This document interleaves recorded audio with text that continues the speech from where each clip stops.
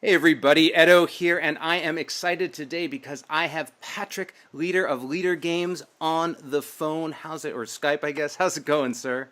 I'm very good. How are you? I'm doing well. It's early here in California, but where are hmm you based? I'm in St. Paul, Minnesota, where it So is sweltering today. smoldering hot, Yep. and you had to turn your fan, so I Yeah. appreciate it. If he faints, it is my fault.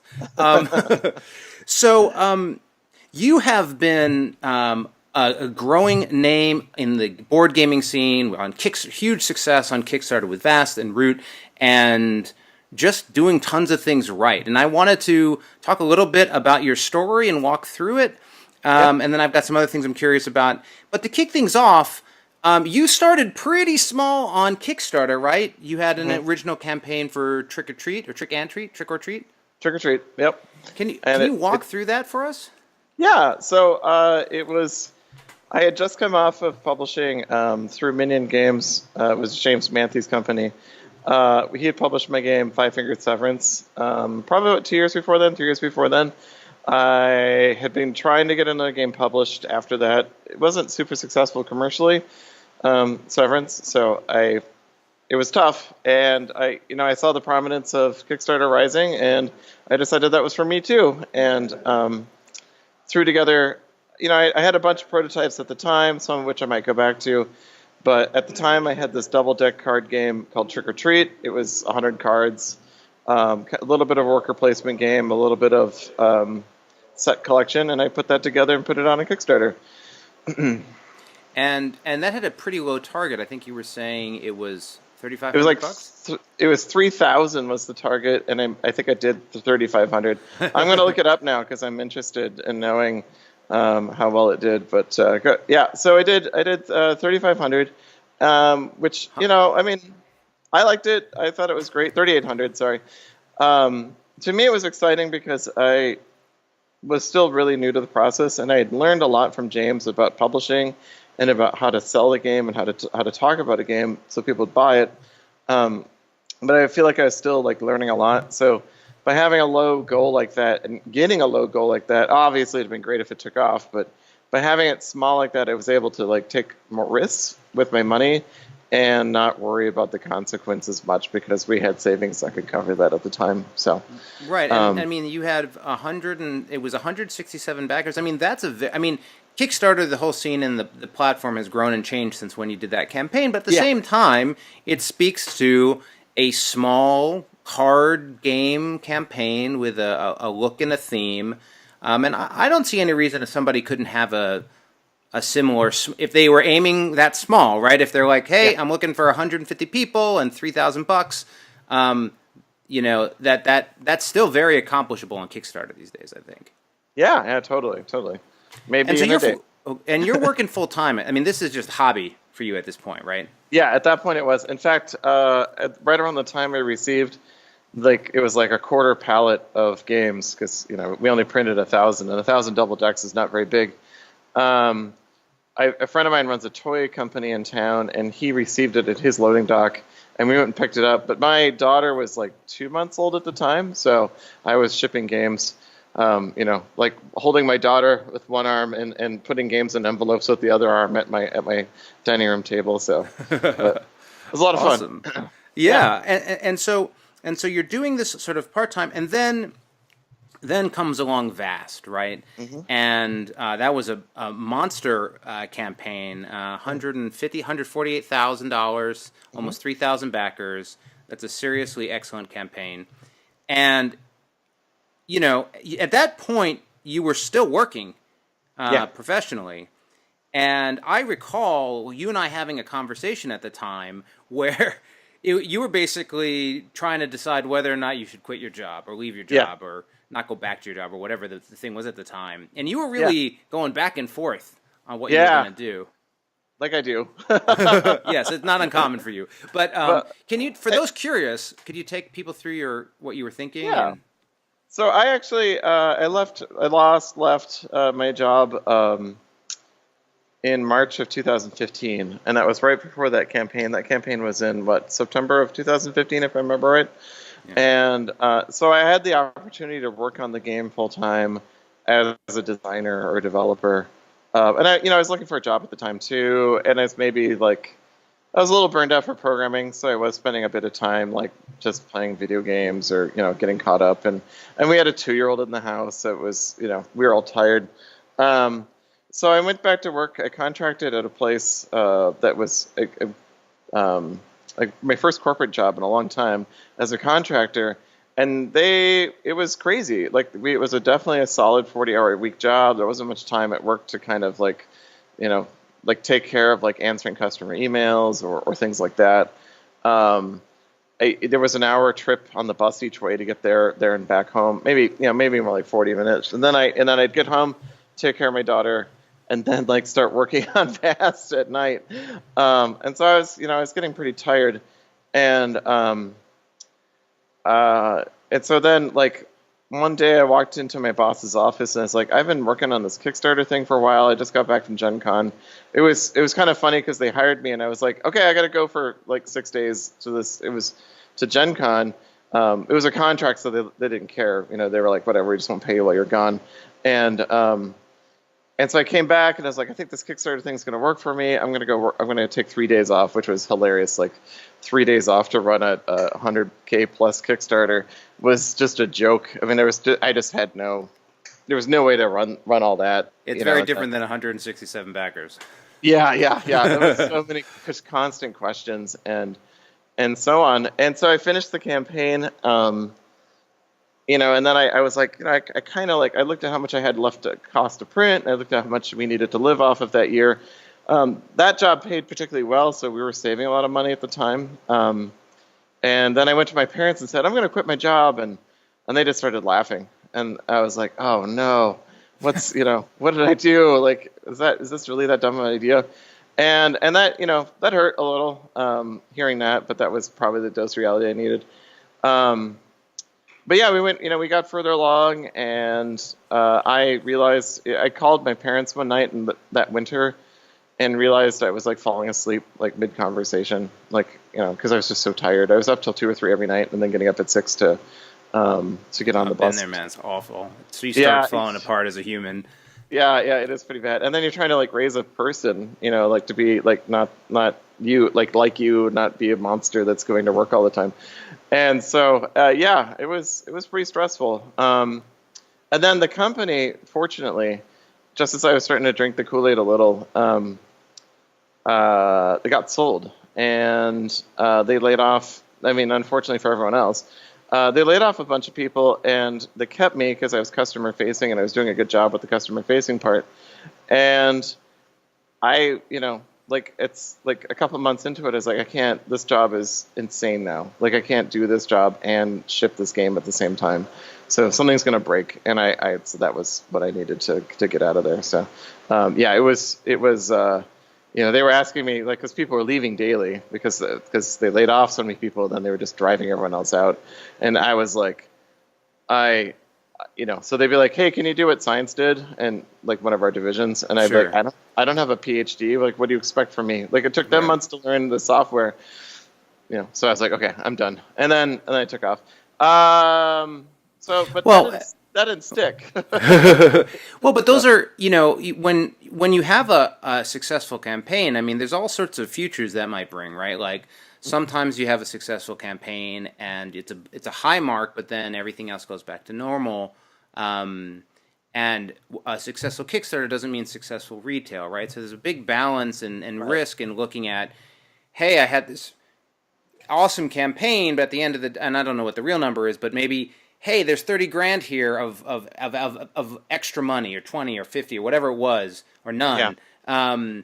But that isn't necessarily risk your family and your livelihood, right? So it's a big challenge to do all that. And so then fortunately for you, and on your, not fortunate because it was on hard work and skills and effort, but you were able to capitalize on Vast. Mm-hmm. You were able to, I remember the Gen Con where you sold everything out like day one, and then you were just like, you can pre-order it because I'm out. Yeah. And it was Saturday afternoon, but I remember that too. not okay. Sorry, it wasn't day one, but it did happen because I remember walking over, and then but it must have been Saturday. Yeah. Then you do sort of follow-up campaigns and a reprint campaigns, and you add the miniature packs, and it's been a very well-received, critically acclaimed game. And inevitably, what ends up happening is when all that happens, the question becomes, can you do it again? Yeah. Is there another game, another brand, another IP that you can bring to life? Or was it all, is the company not Leader Games but vast, right? Right. And you've done it. You did that with Root, right? Right. So can you take us through that a little bit? Just sort of coming up with taking the risk of going in a new direction with a new IP. It was colorful and cute. Just sort of the things that you were dealing with at the time. A lot of it was a bit of serendipity. I had hired Cole to help us work on some other projects we're working on at the time that didn't work out, and then and he helped us wrap up like the last of Vast, like working on the the Nightmare Unicorn had a bit of development left on it, so he came in and helped us with that sort of stuff and some editing there.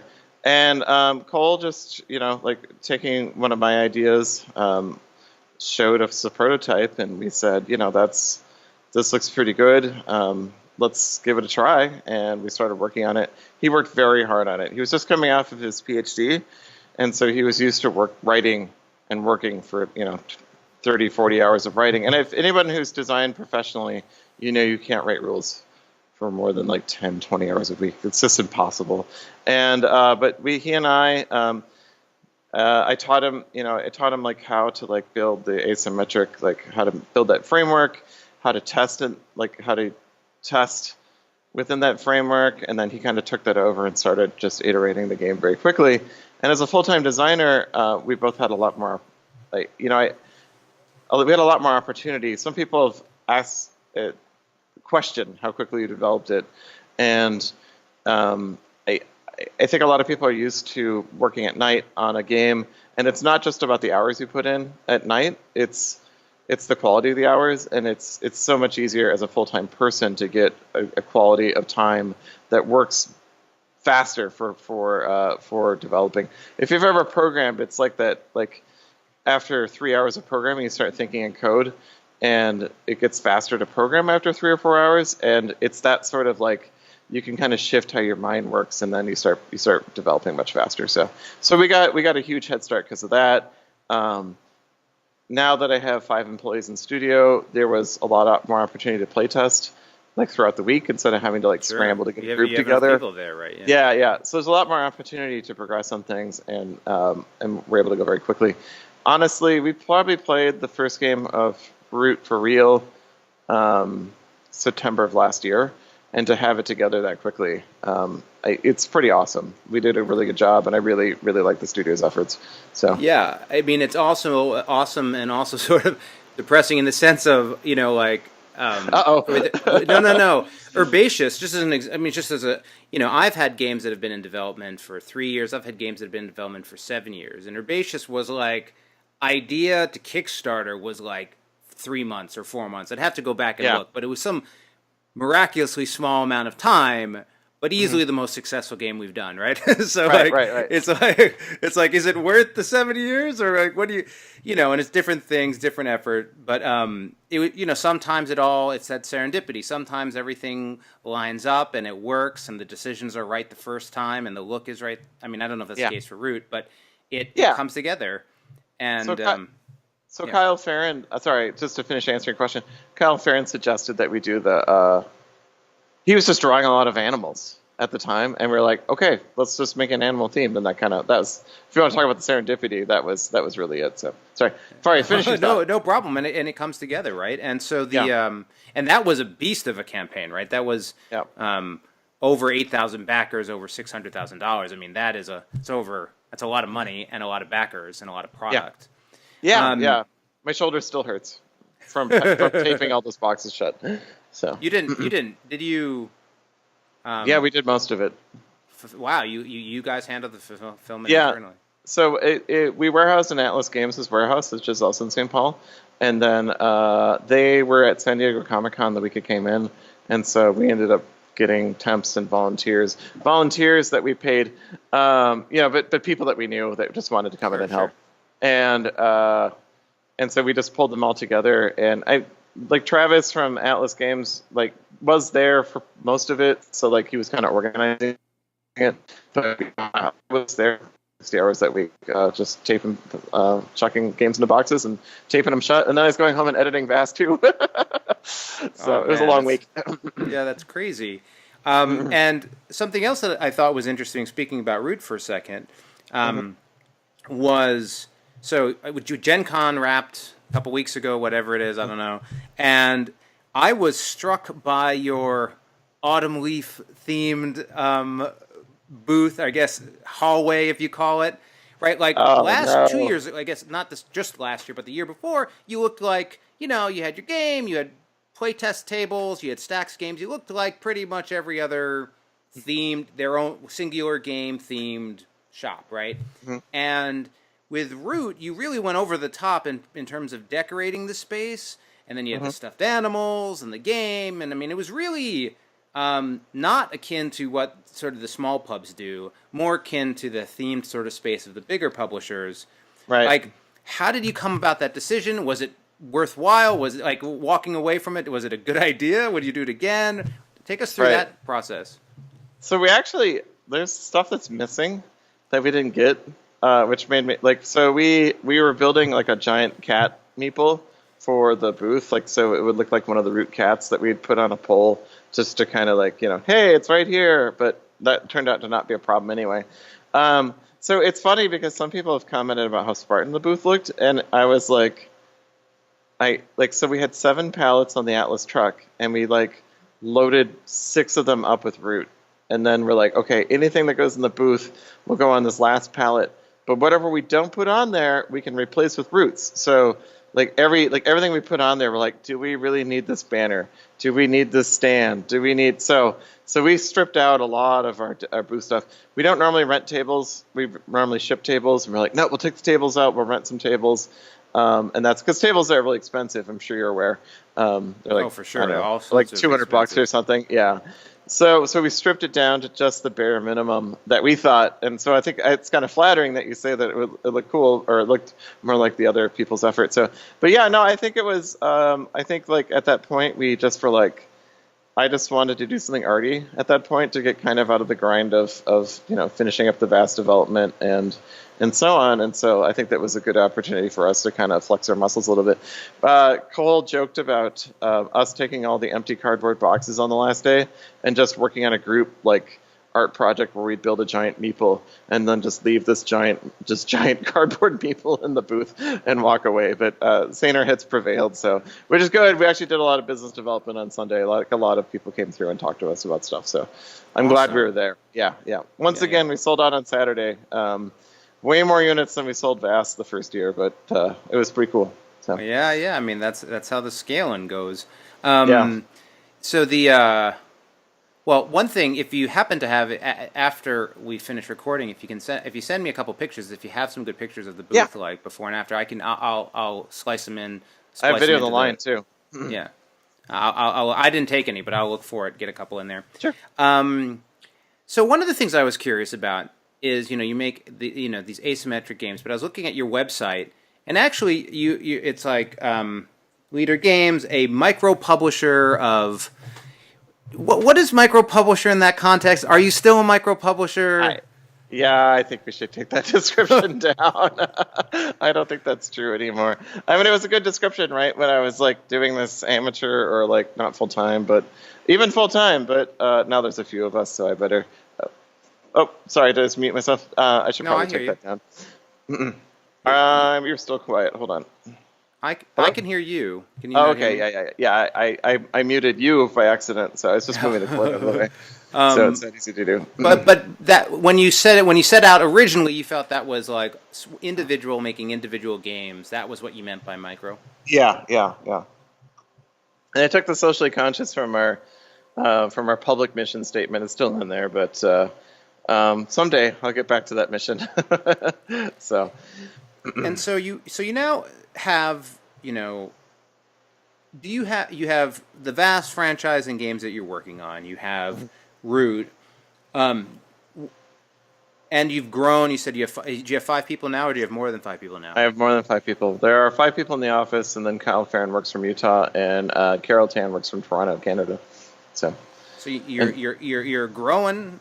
yep. You're seven people's no small number in board No. games. And I have to pay them, as it turns out. Yeah, no, well, you should certainly. And then, when you look at the coming years, I mean, I don't know if you have announced the next title or not, but when you sort of look at how you're thinking about growth and you're thinking about your product lines, are you framing it like in a slate perspective where you're like, I'm going to do one a year? Or is it more about finding the game you want to do and then doing it when it comes up? How do you approach your future when you think about it? So my ideal strategy. First of all, let me bookend all this with, I have some concerns with the growth of the industry right now. I think maybe it's overgrown a little, and I don't know how that's going to get corrected. Sure. It's there's just a lot of publishers now, and it's a little intimidating, that part. I mean, we've been at Gen Con for 3 years and we're still in row 30. If that tells you anything. This year we moved up a lot in priority because we did a lot of sponsorship, so we should be better than row 30 next year, maybe 29. So that makes me a little nervous. I do spend a bit of time thinking about how, if there is a market correction, how to grow around that, or how to compensate with that happening. So right now, our what we've obtained is that Cole and I are running 2 development tracks inside the studio, and Cole is working on a project that will release next. I'm not ready to announce it yet. I don't know why. I should be talking about stuff because that's how I market. So he's working on that, and then I presumably will be the developer for that game, and then we switch off. I'll design the next game, and he'll be the developer for the next one. So that's kind of where we're at, and it's pretty stable. I'm finding that my job is extending beyond being the creative director of Leader Games quite a bit, and so it's a little bit frustrating to get the time I need to design. And so at some point, I'll probably look at bringing on another developer or designer to kind of fill in my shoes there, as I focus more on executive things. Because there's a lot of things coming up. Like, we've been asked to work on a video game with Root, and things like that are happening. So if you're watching, yes, the people have said, boy, there should be a lot more in the Root franchise. Yes, there are things coming in the Root franchise that are not necessarily games. So that sort of stuff is happening, and so at some point I'll need to start switching off some of those duties.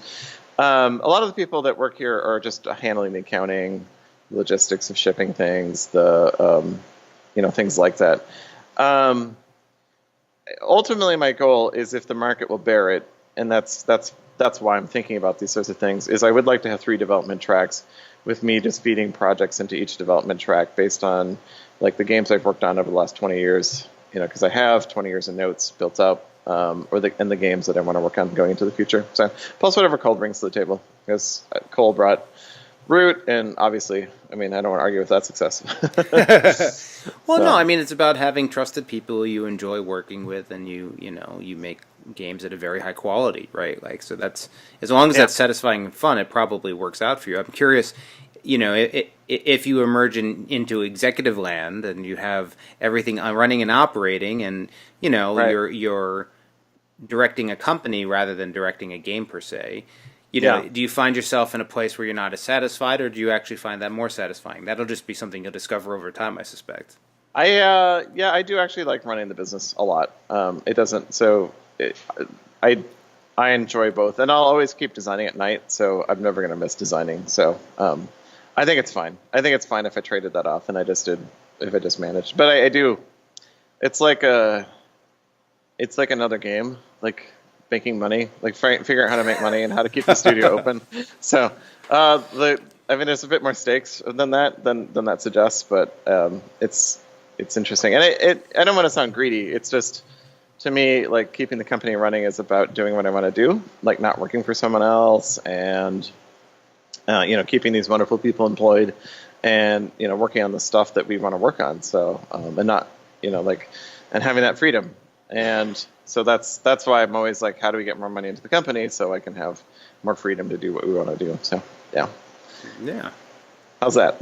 No. I mean, it's a different answer for everybody, Yeah. right? But I mean, again, just to recap, very small beginnings, on the edge, working with a publisher on a design, then going on doing it on your own, starting with a small card game, and then finding that success.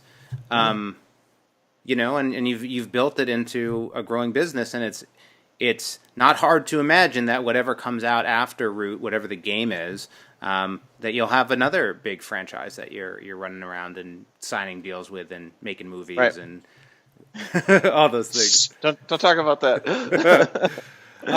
But anyway, thanks so much for Yeah. being on. I appreciate the time, and best of luck with your endeavors. I can't wait to learn about all those things you weren't able to say today.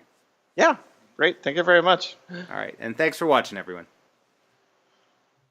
Hey everybody, Edo here, and thanks for watching Gaming with Edo. Reviews over here on this playlist, League and Insider videos over here on this one. Subscribe, share, all that good stuff. But most importantly, play some great games. Thanks.